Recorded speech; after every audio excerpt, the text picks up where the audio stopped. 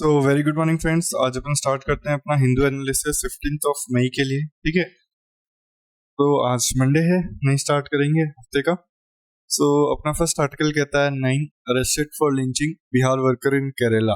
Okay, यहाँ पे अपने लिए क्या न्यूज में आया है, लिंचिंग अपने लिए न्यूज में आया, राइट।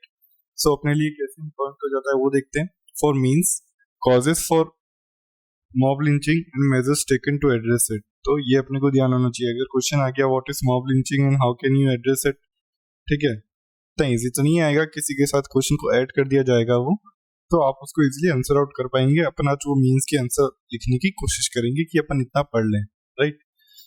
अपन मॉब लिंचिंग देखते हैं। मॉब लिंचिंग क्या होता है? Mob lynching is a term used to describe the acts of targeted violence by large group of people. यहाँ पे क्या होता है, यहाँ पे एक लार्ज ग्रुप एक जने को टारगेट करता है, मतलब लाइक वायलेंस माने की समथिंग कुछ बीटन अप या समथिंग उसके लिए, ठीक है। The violence it tantamount to offenses against human body or property both public as well as private, ठीक है। ये किसी के अगेंस्ट भी हो सकता है, पब्लिक के अगेंस्ट भी हो सकता है, प्राइवेट ऑर्गेनाइजेशंस के अगेंस्ट भी माना जा सकता है, या तो भले कोई प्रॉपर्टी हो या बॉडी हो, राइट।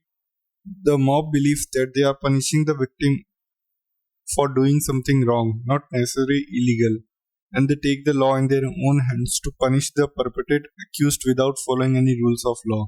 आप ये देखिए, यहाँ पे पब्लिक क्या सोचती है, यहाँ पे पब्लिक ये सोचती है कि वो सही कर रहे हैं, कि वो विक्टिम को पनिशमेंट दे रहे हैं जो जुडिशरी नहीं दे पाती है, राइट। तो वो अपने लॉ को अपने हैंड में ले लेते हैं। मैं ये नहीं बोल रहा कि जुडिशरी पनिशमेंट नहीं दे पा रही है, जुडिशरी के जो लेट जजमेंट है ना, वो काफी बार लोगों को गुस्सा देते हैं कि वो लॉ अपने हाथ में ले लेते हैं, राइट। अपन देखते हैं अब कॉजेस फॉर मॉब लिंचिंग क्या कॉजेस होते हैं, ठीक है। तो सबसे पहले लोगों के बीच में इंटॉलरेंस, ठीक है। तो इंटॉलरेंस बढ़ने का कारण है, ठीक है। आज का जो टाइम प्रेशर भी है कि हाँ कोई किसी को टॉलरेट करना पसंद नहीं करता मोस्टली, ठीक है। तो बायसेस होती हैं लोगों के खुद के अंदर, ठीक है। इंटॉलरेंस हो गई, बायसेस होती है लाइक कास्ट, क्लास, रिलीजन को लेके। अपन बोलते हैं कि अपन अर्बनाइजेशन से ये सब चीजें हट रही हैं, लेकिन एक काफी लेवल तक ये सारी चीजें आज भी देखी जा सकती हैं, राइट। फिर क्या होता है, स्पीडी जस्टिस बताया मैंने आपको। जस्टिस अपने यहाँ आता है लेकिन वो डिले करके आता है, राइट। वो चीजें एक ध्यान रखनी चाहिए आपको। एडमिनिस्ट्रेशन की इनएफिशिएंसी काफी है, ठीक है। तो वो एक लेवल बन जाता है मॉब लिंचिंग का। अगर एडमिनिस्ट्रेशन टाइम पे काम ले तो मॉब लिंचिंग अपने आप कम खत्म होती जाएगी, राइट। तो अगर अपन टाइप्स ऑफ मॉब लिंचिंग देखें तो क्या क्या हो सकती है। एक होती है विच क्राफ्ट, एक होती है ऑनर किलिंग, एक होती है सस्पिशन ऑफ चाइल्ड लिफ्टिंग या थेफ्ट केसेस में कई बार, या कई बार अपन ये देखते हैं कि कोई गाय को लेते हुए जा रहे हैं, शायद नहीं भी लेते हुए जा रहे हों, तो भी उनको मार दिया जाता है, राइट, एज रिलीजन के against mostly, right. Mob lynching अपन देख लेते हैं कि इससे रिलेटेड इश्यूज क्या हैं अपने। ये आर्टिकल 21 के अगेंस्ट जाता है, आर्टिकल 40 और 15 के अगेंस्ट जाता है, ठीक है। लेकिन ये देखिए कि आप इसके बारे में कहीं पे भी अपने इंडियन पिनल कोड में नहीं लिखा गया है, राइट। तो अपने को इसमें इसके बारे में लिख देना चाहिए, क्योंकि अब ये एक इम्पोर्टेंट इशू उठ के आ रहा है। हर दिन अपन कहीं ना कहीं देखते हैं कि मॉब लिंचिंग के केस आते हैं और लोग अटैक कर रहे हैं, ठीक है। और लोगों की डेथ भी हो रही है, राइट। तो अपने को इस चीज पे ध्यान देना चाहिए। तो इससे रिलेटेड कोई सुप्रीम कोर्ट का जजमेंट है क्या सर? तो इससे रिलेटेड सुप्रीम कोर्ट का जजमेंट है Tehseen and Poonawalla, Tehseen and Poonawalla versus Union of India. Tehseen S Poonawalla versus Union of India. तो यहाँ पे बताया गया था कि कुछ प्रिवेंटिव, रेमेडियल और पुनिटिव मेजर्स लिए जाएंगे लिंचिंग और मॉब वायलेंस से डील करने के लिए, ठीक है। और सुप्रीम कोर्ट ने मॉब लिंचिंग को कैसे डिस्क्राइब किया है, और इंडियस एक्ट ऑफ मोबोक्रेसी। तो इस चीज को आप ध्यान रखेंगे, और इंडियस एक्ट ऑफ मोबोक्रेसी। आप इसको डायरेक्टली आपके आंसर में यूज कर सकते हैं as a comment from the supreme court judgment, right. या सुप्रीम कोर्ट ने डायरेक्ट बोला है तो इजिली आप उसको दे सकते हैं। तो अपन अब इसके देखते हैं कुछ चैलेंजेस। अपन ने देखे कि ये सारे चैलेंजेस है, अपन इसके देखते हैं कि अपन कुछ मेजर्स निकाल सकते हैं क्या। तो अपन एक designated fast track court setup कर सकते हैं, जिससे कि जो अपने को जजमेंट्स हो वो जल्दी मिले लोगों को, राइट। जल्दी मिलेगा तो लोग लो अपने हैंड्स में नहीं लेंगे, राइट। सो एक स्पेशल टास्क फोर्स बननी चाहिए जो कि इन सारे रिपोर्ट से डील करे कि हाँ कहाँ पे कौन सा केस हो सकता है या कौन सा क्रिटिकल एरिया है, राइट। अपन को विक्टिम्स को कंपनसेशन देना चाहिए कम से कम एटलीस्ट उसके बाद, जबकि उनकी कोई गलती ना हो। कई बार उनकी भी डेथ हो जाती है, राइट। तो अपने को विक्टिम कंपनसेशन स्कीम्स लानी चाहिए, राइट। फिर अपन देखते हैं कुछ वे फॉरवर्ड क्या हो सकते हैं। अपन को लोगों के अंदर टॉलरेंस थोड़ा सा बढ़ाना पड़ेगा, उसके लिए अपन कुछ मेजर्स ले सकते हैं। अपन को अपना गवर्नेंस स्टिक करना पड़ेगा, उसके लिए अपन कुछ अपने मेजर्स ले सकते हैं, राइट। इंटरवेंशन पुलिस का रख सकते हैं एट सर्टेन लेवल, ठीक है। उससे काफी सारी चीजें इंप्रूव होंगी। तो अपन अब चलते हैं अपने नेक्स्ट आर्टिकल पे। सो अपना नेक्स्ट आर्टिकल कहता है with 6.9 year on year growth goods exports rise to $451 billion in 22-23, right. तो अपन ये देखते हैं कि अपने लिए कैसे इंपॉर्टेंट हो जाता है। तो अपने लिए इंपॉर्टेंट हो जाता है प्लेन्स के लिए फ्री ट्रेड एग्रीमेंट्स आपको पता होने चाहिए, जो कि आप स्टैटिक इकोनॉमी में पढ़ेंगे। रशियन यूक्रेन वॉर के बारे में, जैसे कौन सी चीजों के ऊपर बैन लगा या समथिंग, कौन सी चीजों का एक्सपोर्ट इंपोर्ट कम हुआ, ठीक है। मेगा इंटीग्रेटेड टेक्सटाइल रीजन मित्रा पार्क स्कीम है जो कि एक्सपोर्ट को मोस्टली रिलेटेड डील भी करती है। काफी स्टेट्स प्रोटेक्शनिज्म की तरफ जा रहे हैं, तो आपको ध्यान होना चाहिए कौन सा स्टेट कैसे प्रोटेक्शनिज्म की तरफ आगे बढ़ रहा है। डीग्लोबलाइजेशन क्या, अपन सबने ग्लोबलाइजेशन तो सुना है, अपन ये सब नहीं सुना कि डीग्लोबलाइजेशन क्या होता है, लेकिन यूपीएससी इससे इंटरेस्टेड रहेगा आने वाले सालों में पूछने के लिए। Special economic zone, MSME sectors, ठीक है। तो आप मेंस के लिए देखिए कि मेंस कैसे इन्वॉल्व हो जाता है। Major sectors that contribute to Indian exports. तो आप अगर मेंस में क्वेश्चन आ जाए डायरेक्ट कि हाँ कौन से सेक्टर हैं जो अपने को एक्सपोर्ट्स में डायरेक्टली कंट्रीब्यूट करते हैं, तो ये आपको पता होना चाहिए। Challenges related to Indian export growth. Indian export growth में कौन से चैलेंजेस हैं। डेडिकेटेड एक्सपोर्ट कॉरिडोर्स, ठीक है। तो अपने को ये सारी चीजें पता होनी चाहिए, ठीक है। अपन थोड़ा सा इंडिया की इकोनॉमी के बारे में जान लेते हैं, कुछ चैलेंजेस देख लेते हैं और अपने यहाँ क्या क्या बेनिफिट्स हैं एक्सपोर्ट्स में वो देख लेते हैं, right. So despite having the fifth largest economy in the world, contributing to 3.1% of the GDP, मतलब आप सोचिए कितना कंट्रीब्यूट करता है। फिफ्थ लार्जेस्ट इकोनॉमी है, उसके बाद कितना परसेंट एक्सपोर्ट जीडीपी कंट्रीब्यूट करता है। India export contribution to global trade is only 1.6%। तो आप देखिए ग्लोबल एक्सपोर्ट्स में अपन से 1.6% कंट्रीब्यूट करते हैं, तो मतलब कितना कम है अपने पॉपुलेशन के हिसाब से, ठीक है। अपन सबसे ज्यादा पॉपुलेटेड कंट्री बनने वाले हैं, उसके बाद भी अपना एक्सपोर्ट इतना कम है, right. So includes a variety of factors like protectionism. मैंने जो आपको बताया कि लोग अपने कंट्री को प्रोटेक्ट करने लग जाते हैं, मतलब बाहर के एक्सपोर्ट्स को कम से कम करने लग जाते हैं, right. Deglobalisation, lack of basic infrastructure, low market penetration in high income countries, ठीक है। हाई इनकम कंट्रीज पे अपना मार्केट पेनिट्रेशन नहीं है, तो उसकी वजह से प्रॉब्लम रहती है। डी ग्लोबलाइजेशन हो रहा है, प्रोटेक्शनिज्म हो रहा है, अपना बेसिक इंफ्रास्ट्रक्चर नहीं है। आप लोग सब ये देखते हैं कि चाइना आज सक्सेसफुल है, राइट। लेकिन चाइना सक्सेसफुल क्यों है, ये चीज बताएं आप। तो चाइना ने क्या किया, जब भी उनका इंडिपेंडेंस हुआ उन्होंने 20 साल तक ना सिर्फ इंफ्रास्ट्रक्चर किया एक्सपोर्ट का, मतलब शिप बिल्डिंग करी पूरी, शी का इंफ्रास्ट्रक्चर बनाया शिप्स का, ठीक है। पोर्ट्स बनाए पूरे के पूरे। फिर 20 साल तक जब उनका ये काम हो गया ना पूरा का पूरा पोर्ट्स बनाने का, फिर उन्होंने मैन्युफैक्चरिंग स्टार्ट करी, ठीक है। जैसे ही मैन्युफैक्चरिंग स्टार्ट करी तो फिर वो आराम से अपने एक्सपोर्ट्स को लेके डील कर पाया, राइट। तो अपने को ये ध्यान होना चाहिए कि इंफ्रास्ट्रक्चर अपने लिए कितना जरूरी होता है एक्सपोर्ट करने के लिए, राइट। सो अपन अब चलते हैं अपने थोड़ा सा अपन मेजर सेक्टर्स देख लेते हैं जो अपने इंडियन एक्सपोर्ट्स को कंट्रीब्यूट करते हैं, राइट। तो ऐसे कौन से मेजर सेक्टर्स हैं जो अपने कंट्रीब्यूट करते हैं, ठीक है। तो सबसे पहले आता है पेट्रोलियम प्रोडक्ट्स, ठीक है। ये अपने को बहुत ज्यादा कंट्रीब्यूट करते हैं, ठीक है। उसके बाद जाते हैं अपने इंजीनियरिंग गुड्स, लाइक जैसे कि इंजन्स, पंप्स, टूल्स, जनरेटर्स, ठीक है। यहाँ पे क्या हुआ, जैसे चाइना में कोरोना आया था तो सारी की सारी जो मोस्टली सैमसंग वगैरह ये सब कंपनी से कहाँ शिफ्ट होने लगी, इंडिया में शिफ्ट होने लगी, राइट। उसके बाद आता है थर्ड ज्वेलरी।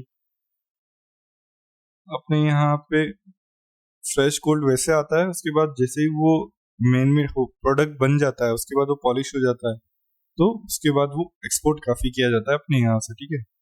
एग्रीकल्चर प्रोडक्ट्स, मैं सिर्फ आपको ऊपर ऊपर का बता रहा हूँ कि अपने यहाँ पे किस किस की डिमांड है, राइट। और जो अपन पढ़ते हैं वो अपन अपने इकोनॉमिक्स सेशन में पढ़ते हैं। टेक्सटाइल एंड अपीरियल्स, इसका अपने यहाँ पे काफी इंक्रीज देखा गया है, राइट। फिर मैंने आपको बताया था कि मित्रा स्कीम है जो कि इसके लिए डेडिकेटेड है पूरी की पूरी। फिर मैं आपको थोड़ा सा चैलेंजेस बता देता हूँ कि क्या क्या अपने यहाँ चैलेंजेस हैं, ठीक है। तो अपने यहाँ चैलेंजेस मैंने आपको बताया कि प्रोटेक्शनिज्म और ग्लोबलाइजेशन है, लोगों की जो ट्रेड पॉलिसीज है ग्लोबल लेवल पे वो श्रिंक कर रही है एक्सपोर्ट्स को दूसरे कंट्रीज की, ठीक है। फिर मैंने आपको बताया कि अगर चाइना के पास एक्सपोर्ट इंफ्रास्ट्रक्चर था इसलिए वो ग्रोथ कर पाया, तो अपने यहाँ पे इंफ्रास्ट्रक्चर की कमी है, अपने यहाँ पोर्ट्स इतने डेवलप नहीं है अभी तक। उसके बाद अपने यहाँ R&D पे इतना इन्वेस्ट नहीं किया जाता। अपन कितना GDP का R&D में इन्वेस्ट करते हैं ये आप मुझे कमेंट सेक्शन में बताएंगे, राइट। और अपने यहाँ पे क्या स्पेसिफिकेशन है, ओवर डाइवर्सिफिकेशन, अपन डाइवर्सिफाई नहीं करते चीजों को, अपन एक ही चीज पे लगे रहते हैं, राइट। तो इसलिए अपनी एक प्रॉब्लम भी रहती है, राइट। अब अपन ये देखते हैं कि अपन वे फॉरवर्ड्स में क्या क्या ला सकते हैं अगर अपने को इम्प्रूव ही करना है तो, ठीक है। तो अपन डेडिकेटेड एक्सपोर्ट कॉरिडोर्स बना सकते हैं, मतलब सिर्फ वो एक्सपोर्ट से रिलेटेड ही डील करेंगे, मतलब ठीक है, और चीजों से रिलेटेड डील नहीं करेंगे। और चीजों से रिलेटेड डील नहीं करेंगे तो क्या है, जो भी एक्सपोर्ट चीजें होंगी वो फास्ट वे में हो पाएगी, राइट। प्रमोट एक्विजिशंस अब्रॉड, अपन ने देखा कि हाई वैल्यू मार्केट में अपना पेनिट्रेशन नहीं है हाई वैल्यू इनकम कंट्रीज में, ठीक है। तो अपन को वहां पेनिट्रेट करने के लिए करना पड़ेगा, एक्विजिशंस अब्रॉड करनी पड़ेगी, मतलब बाहर की चीजें खरीदनी पड़ेगी कि वहां का पॉलिटिकल क्लाइमेट अपने साथ चले, तो क्या हो, अपन इजीली अपने साथ की ट्रेड पॉलिसीज बना सकते हैं, मतलब अपन अपना एक्सपोर्ट आराम से प्रमोट कर पाए, राइट। MSME सेक्टर्स को अपने को ग्रोथ देनी पड़ेगी जब जाके अपन एक इजी लेवल पे और अच्छे से वर्क कर पाएंगे, ठीक है। तो ये सारे के सारे वे फॉरवर्ड्स हैं। आप ये भी डाल सकते हैं वे फॉरवर्ड में filling up of infrastructural gap, ठीक है। तो ये भी एक आपका एक्सपोर्ट का वे फॉरवर्ड हो जाएगा। तो अगर एक्सपोर्ट के ऊपर कोई क्वेश्चन आता है तो यूपीएससी प्रीलिम्स या मेंस में आप इजीली आंसर आउट कर पाएंगे। मोस्टली यूपी प्रीलिम्स में अगर क्वेश्चन आता है तो ये क्वेश्चन आता है कि इंटरनेशनल रेट कैसा है इंडिया का, ठीक है। वो पूछ लेते हैं कि कंसिस्टेंटली एक्सपोर्ट्स में इंक्रीज हुआ है या डिक्रीज हुआ है, तो ऐसे क्वेश्चन आते रहते हैं, राइट। तो अपन अब चलते हैं अपने नेक्स्ट आर्टिकल पे। सो अपना नेक्स्ट आर्टिकल कहता है the nutritional value of millets, why are millets popular sources of nutrition, what are the different parts of a millet kernel, how are nutrients in millets affected by processing and polishing, can millets thrive in harsh resource poor condition. तो इस साल का सबसे important question है ये 2023 का international year of millets, international year of millets, ठीक है। ऐसा क्यों सर? ऐसा इसलिए क्योंकि यूएन ने डेजिग्नेट कर रखा है इंटरनेशनल ईयर ऑफ मिलेट 2023 को। तो यूपीएससी 2023 में प्री में मेंस में जरूर पूछेगा, राइट। तो अपन देख लेते हैं प्रीलिम्स के लिए क्या सिग्निफिकेंस हो जाता है, मिलेट्स क्या होते हैं, इसकी सिग्निफिकेंस क्या है, यूएनईपी एफएओ के बारे में पूछेगा, फूड सिक्योरिटी क्या होता है, ठीक है। मेंस के लिए क्या पूछेगा, इंटरनेशनल ईयर ऑफ मिलेट्स 2023 उसकी सिग्निफिकेंस क्या है, ठीक है। तो अपन देख लेते हैं अब थोड़ा सा इसके बारे में। Millets is a collective term referring to a number of small, speedy annual grasses that are cultivated as green crops, primarily on marginal grounds in dry areas in temperate, subtropical and tropical regions. तो UPSC prelims में क्या पूछेगा, आपसे यही पूछेगा, climate के बारे में पूछ लेगा कि मिलेट्स को कौन सा क्लाइमेट चाहिए होता है। तो मिलेट्स को क्लाइमेट चाहिए होता है dry areas in temperate, subtropical and tropical region, right. तो ये क्या होती है, मोस्टली ग्रीन क्रॉप्स होती है। और कुछ अगर एग्जाम्पल देखें कॉमन मिलेट्स के एग्जाम्पल क्या होते हैं अपने यहाँ पे, ठीक है। तो कॉमन मिलेट्स के एग्जांपल होते हैं इंडिया में रागी, जिसको अपन फिंगर मिलेट कहते हैं, जुआर, सोरगम, समा, लिटिल मिलेट, बाजरा, पल मिलेट एंड द वेरिगो परसो मिलेट। तो ये सारे के सारे अपने मिलेट्स के एग्जांपल हैं, राइट। सो अपन अब थोड़ा सा उसके बारे में और देखते हैं कि इंडिया में कैसी ग्रोथ रही है मिलेट्स को लेके, right. So it is grown in about 131 countries and it is a traditional food for around 60 crore people. तो आप ये देखिए कितने कंट्रीज में ग्रो किया जाता है और ये कितने लोगों के लिए तो सिर्फ एक ट्रेडिशनल फूड की तरह ही काम करता है, राइट। फिर अपन देखते हैं कि India is the largest producer of millet in the world. तो आप ये देखिए कि इंडिया कौन से लेवल पे आता है, इंडिया सबसे लार्जेस्ट लेवल पे आता है जहाँ पे सबसे ज्यादा हाईएस्ट लेवल पे मिलेट प्रोड्यूस होता है, right. It account for 20% of the global production and 80% of Asia's production. तो आप ये देखिए 20% of the global production and 80% of Asia production, मतलब अपन कितना मिलेट प्रोड्यूस करते हैं ये आपको ध्यान होना चाहिए। India, Nigeria and China are the largest producer of millets in the world, acquiring for more than 55% of the global production. तो क्या कर रहा है इंडिया, नाइजीरिया, चाइना, ये लार्जेस्ट प्रोड्यूसर है मिलेट्स के, ये कितना कंट्रीब्यूट करते हैं 55% of the global population, global production sorry. ठीक है, तो आप इस चीज का ध्यान रखेंगे। For many years India was a major producer of millets, however in recent years millet production has increased dramatically in Africa.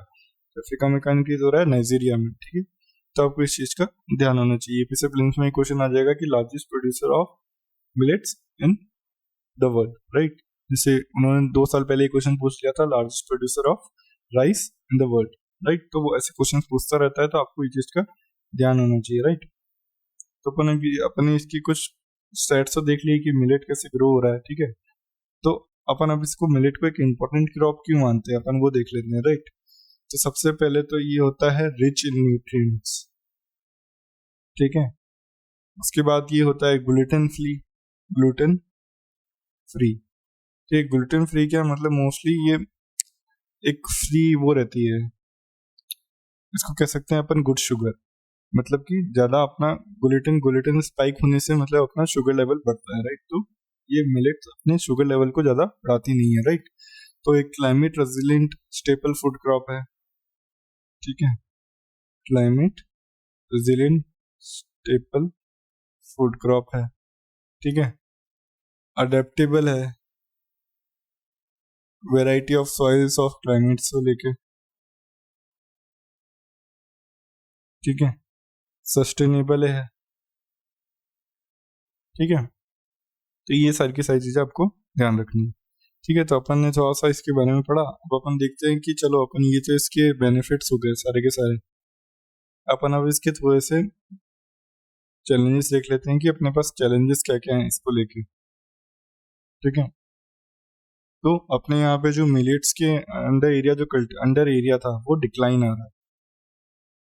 ठीक है, तो पहले अगर 35 मिलियन हेक्टेयर्स में ग्रो किया जाता था, तो अब से 15 मिलियन हेक्टेयर्स में ग्रो किया जाता है। तो आप देखिए कितना डिक्लाइन आया है, राइट। सो ऐसा क्यों हो रहा है, क्योंकि ये बहुत टाइम कंज्यूमिंग रहता है कई बार। ठीक है, टाइम कंज्यूमिंग रहता है तो लोगों का सिंपल सी बात है प्रॉफिट गिरता जाता है। अगर प्रॉफिट गिरता जाएगा तो लोग उसमें इन्वेस्ट नहीं करेंगे, राइट। तो एक तो ये है।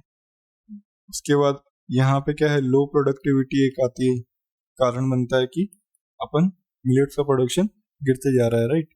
उसके बाद लोगों में लैक अवेयरनेस नहीं है काफी चीजों की, हेल्थ बेनिफिट्स के बारे में काफी जनों को अभी तक नहीं पता है। ठीक है, हाई कॉस्ट रहती है कई बार, अपन ने देखा अगर टाइम कंज्यूम होगा तो हाई कॉस्ट रहेगी। ठीक है, कई बार परसिव टेस्ट, मतलब जो टेस्ट होता है वो कई बार लोगों को काफी पसंद नहीं आता है। अगर टेस्ट ही पसंद नहीं आएगा तो वो खाएंगे नहीं, राइट। और इसकी मतलब लाइक अवेलेबिलिटी, जैसे ग्लोबल लेवल पे ई कॉमर्स में सारी चीज़ों की अवेलेबिलिटी रहती है, इसकी काफ़ी कम अवेलेबिलिटी रहती है, तो उसकी वजह से भी प्रॉब्लम रहती है।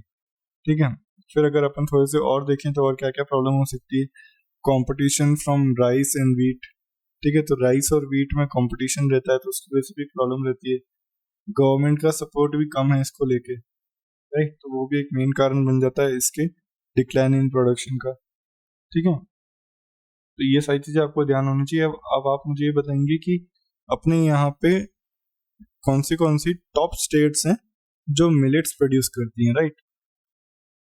चलिए मैं आपको थोड़ा सा बता देता हूँ, फिर आप मुझे कमेंट सेक्शन में लिख के बताएंगे। तो राजस्थान में अपने यहाँ सबसे ज्यादा मिलेट्स प्रोड्यूस होती है, उसके बाद आता है कर्नाटका, उसके बाद आता है महाराष्ट्र, उसके बाद आता है मध्य प्रदेश, उसके बाद आता है उत्तर प्रदेश। ठीक है, तो आप मुझे कमेंट सेक्शन में पूरी की पूरी टाइमलाइन बताएंगे कि इसमें किससे ज्यादा प्रोड्यूस होता है। ठीक है, और अगर मैं आपको थोड़ी सी क्लाइमेटिक कंडीशंस बता दूं तो ये मेनली एक खरीफ क्रॉप है, राइट। खरीफ क्रॉप और रबी क्रॉप के ऊपर मैंने आपको 2 दिन पहले ही आर्टिकल कराया है। 27 डिग्री टू 32 डिग्री सेल्सियस इसका टेम्परेचर होता है। 50 to 100 सेंटीमीटर की रेनफॉल चाहिए होती है। ठीक है, एलुवियल या लूमी सॉइल चाहिए होता है, राइट। तो आप भी बोलेंगे सर इतना अगर इसकी सिग्निफिकेंस है तो अपन इसको सिर्फ आज ही प्रोड्यूस करते हैं या अपन इसको पहले से प्रोड्यूस करते हुए आ रहे हैं। तो अपन इसको इंडस वैली सिविलाइजेशन के टाइम से ही प्रोड्यूस करते हुए आ रहे हैं, राइट। सो आज के लिए इतना काफी जानने के लिए। अगर कोई नेक्स्ट आर्टिकल आता है मिलेट्स के ऊपर तो मैं आपको जरूर थोड़ा सा और कवर कराने की कोशिश करूंगा। तो अपन चलते हैं अपने नेक्स्ट आर्टिकल पे। सो अपना नेक्स्ट आर्टिकल कहता है weather proofing food security. Inflation is coming down, but to account for the vagaries of monsoon, policy makers must check prices of cereals and milk. तो इन्फ्लेशन अपन ने देखा था कि 12 मंथ लो पे था, अभी 2 दिन पहले ही अपन ने आर्टिकल उस पर डिस्कस किया था, राइट। सो ठीक है, अब अपन को किस किस के प्राइसेस, सीरियल्स और मिल्क की प्राइसेस इन्फ्लेशन के अंदर अपने आप को चेक रखनी चाहिए, राइट। तो अपन उसके बारे में थोड़ा सा देख लेते हैं कि फूड सिक्योरिटी क्या होता है, अपने लिए कैसे इंपॉर्टेंट हो जाता है, right. So what is food security? Food security as defined by the United Nations Committee on World Food Security means that all the people at all times having physical, social and economic access to sufficient, safe and nutritious food that meets their food preference and dietary needs for an active and healthy life. ठीक है, तो food security क्या होता है ये आपको समझ आ गया कि जहाँ पे लोगों के पास सफिशिएंट और न्यूट्रिशियस फूड हो हर टाइम, ठीक है, अवेलेबल रहे। ठीक है, तो फूड सिक्योरिटी अलग अलग कॉम्बिनेशन से बनता है, फिर उसके पास एक चीज नहीं है कि आप चलो अपन डेफिनेशन को ही थोड़ा सा तोड़ के रखते हैं, राइट। तो ability it means food production क्या होता है with in country, food imports रहते हैं, मतलब कि फूड एबिलिटी मतलब गवर्नमेंट के पास भी स्टॉक है और पब्लिक के पास भी फुल स्टॉक पड़ा है, मतलब कि फूड की कमी नहीं है, ठीक है। अब जैसे फूड एक्सेस माने कि कोई भी चाहे तो फूड को एक्सेस कर सकता है, लेकिन जैसे अपन देखें पब्लिक डिस्ट्रीब्यूशन सिस्टम के थ्रू अपन क्या करते हैं, राइस वगैरह और ये सब 2-2 रुपए 3-3 रुपए में डिस्ट्रीब्यूट करने की कोशिश करते हैं, राइट। तो उससे क्या होता है, सिंपल सी बात है, सबको फूड एक्सेस मिल पाता है। अगर ये अपन नहीं कर पाते तो जो बिलो पॉवर्टी लाइन है उनको फूड एक्सेस इजीली नहीं मिल पाता, राइट। अफोर्डेबिलिटी, ठीक है, ये मैंने आपको बताया कि अगर आप 2-2 रुपए में फूड प्रोवाइड कर पा रहे हो, राइस पर केजी या वीट या गेहूं जो भी, ठीक है, तो आप इजीली उस चीजों को डील कर पाते हो कि हाँ सब अफोर्डेबल कर पा रहे हैं, एक्सेस कर पा रहे हैं, एबिलिटी कर पा रहे हैं। तो अगर फूड सिक्योरिटी से रिलेटेड कोई भी मेंस का क्वेश्चन आ जाए तो आप सिंपल सी बात है इन तीनों चीजों को भी लिख सकते हैं या ये डेफिनेशन लिख के आ सकते हैं, जो कि इन तीनों चीजों का एक बड़ा सा मतलब दूसरा फॉर्म है, राइट। तो अपन इस चीज का ध्यान रखेंगे, ठीक है। तो अपन चलते हैं अपन नेक्स्ट आर्टिकल पे। ये अपन ने थोड़ा सा फूड सिक्योरिटी के बारे में पढ़ा, अच्छा थोड़ा सा और बाकी है। अपने लिए फूड सिक्योरिटी क्यों इंपॉर्टेंट हो जाती है नेशन के लिए, for boosting the agriculture sector. अगर फूड सिक्योरिटी करनी है तो अपने को एग्रीकल्चर बढ़ाना पड़ेगा, तो क्या एग्रीकल्चर सेक्टर में ग्रोथ आती है। For having a control on food prices, अपन ये देखा कई बार फूड की वजह से इन्फ्लेशन बढ़ जाता है, राइट। तो अगर फूड सिक्योर मतलब फूड अफोर्डेबल रहेगा, मतलब फूड एक्सेसिबल रहेगा या फूड का अवेलेबिलिटी रहेगी, तो क्या होगा, कंट्रोल, इन्फ्लेशन कंट्रोल में रहेगा, right. For economic growth, job creation leading to poverty reduction, ठीक है। अगर क्या होगा, अगर हम फूड ज्यादा ग्रो करेंगे तो क्या होगा, लोग ज्यादा एम्प्लॉय होंगे तो क्या होगा, उससे पॉवर्टी रिडक्शन होगा। फॉर ट्रेड अपॉर्चुनिटीज, अपन ने देखा 21-22 में कि काफी सारा वीट अपन एक्सपोर्ट कर रहे थे, लेकिन कई उसके बाद अपने को उस पर बैन लगाना पड़ गया। क्यों? क्योंकि अपने यहाँ उसकी कमी होने लग गई थी, राइट। तो अपन को अगर ज्यादा फूड ग्रो कर पाएंगे तो उससे क्या होगा, ट्रेड अपॉर्चुनिटीज अपने लिए बढ़ेंगी, ठीक है। फॉर इम्प्रूव्ड हेल्थ केयर, तो मतलब अपन ने देखा कि इसके कितने न्यूट्रिशन बेनिफिट्स हैं मिलेट्स के। अगर अपन इसका प्रोडक्शन इंप्रूव कर पाते हैं और लोगों को अवेयरनेस जनरेट कर पाते हैं तो उनकी हेल्थ केयर इंप्रूव होती रहेगी इससे, राइट। सो अपना नेक्स्ट आर्टिकल कहता है the strategic economic block will only Titan the leash. तो ये अपने इंडो पैसिफिक इकोनॉमिक फ्रेमवर्क की बात कर रहा है। तो अपन ये देख लेते हैं कि अपने लिए प्रिलिम्स के लिए कैसे इंपॉर्टेंट हो जाता है। Indo Pacific, quad, Paris agreement, cepa, comprehensive economic partnership agreement, तो ये सारी चीजें आपको प्रीलिम्स के लिए ध्यान देनी चाहिए, right. For mains, groupings and agreement involving India or affecting India's interest, bilateral grouping agreements, Quad, India Pacific and its significance। तो इससे डायरेक्ट का डायरेक्ट मीन्स का क्वेश्चन आपका बन सकता है, राइट। तो आप इस चीज को ध्यान रखेंगे। तो अपन ये देख लेते हैं कि इंडो पैसिफिक होता क्या है, ठीक है। तो ये क्या है, ये एक यूएस लेड इनिशिएटिव है, ठीक है। तो आप इस चीज का ध्यान रखेंगे, किसका इनिशिएटिव है, यूएस लेड इनिशिएटिव है, किसके लिए, स्ट्रेंथन करने के लिए economic partnership among participating countries, मतलब जो भी इसमें पार्टिसिपेट कर रहे हैं उसमें क्या होगा, उनको इकोनॉमिक पार्टनरशिप स्ट्रेंथन की जाएगी, मतलब एक स्ट्रेंथ बनाई जाएगी।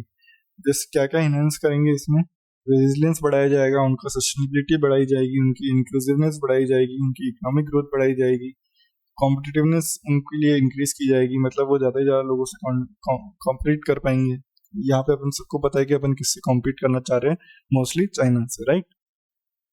सो अगर आपके प्रीलिम्स में क्वेश्चन आ जाए कि इंडो पैसिफिक इकोनॉमिक फ्रेमवर्क ये क्या है, it is not a free trade agreement, आपको ध्यान रखना है। वो ये किसी प्रीलिम्स वाले बोल देंगे कि फ्री ट्रेड एग्रीमेंट है, तो आपको ये ध्यान होना चाहिए कि फ्री ट्रेड एग्रीमेंट नहीं है, ठीक है। बट ये क्या करता है, ये नेगोशिएशंस के लिए अलाउ करता है। कौन से बेसिस पे, सप्लाई चेन रेजिलियंस पे, clean energy, decarbonisation, infrastructure, taxation and anti corruption, fair and resilient trade में, ठीक है। तो अपन देख लेते हैं कि इसके अभी कौन से मेंबर्स हैं। तो इंडिया और 13 कंट्रीज जो पैसिफिक लोकेशन में है वो इसके मेंबर्स हैं अभी। Australia, ब्रूने, Fiji, Indonesia, Japan, south Korea, Malaysia, New Zealand, Philippines, Singapore, Thailand, United states and Vietnam. तो आपको उस चीज़ के बारे में थोड़ा सा ध्यान होना चाहिए, ठीक है। अगर इसके बारे में थोड़ा सा और अच्छा आर्टिकल आता है तो मैं इससे और डील करने की कोशिश करूँगा। मुझे आज नहीं लगता कि इसके ऊपर पूरा एक 10 मिनट दिए जा सकते हैं, ठीक है। मतलब इस आर्टिकल में कुछ ज़्यादा बात की नहीं गई थी, तो उस आर्टिकल में जितनी मेरे को ठीक बातें लगी उतना मैंने आपको बता दिया कि आपको ये ध्यान होना चाहिए। तो ठीक है, अपन चलते हैं अपने मेंस के क्वेश्चन पे। अपना मेंस का क्वेश्चन कहता है explain various types of revolution took place in agriculture after independence in India. तो आपको ये बताना है कि कितने टाइप्स के रेवोल्यूशन लिए गए in agriculture after independence in India. How this revolution have helped in poverty alleviation, food security in India.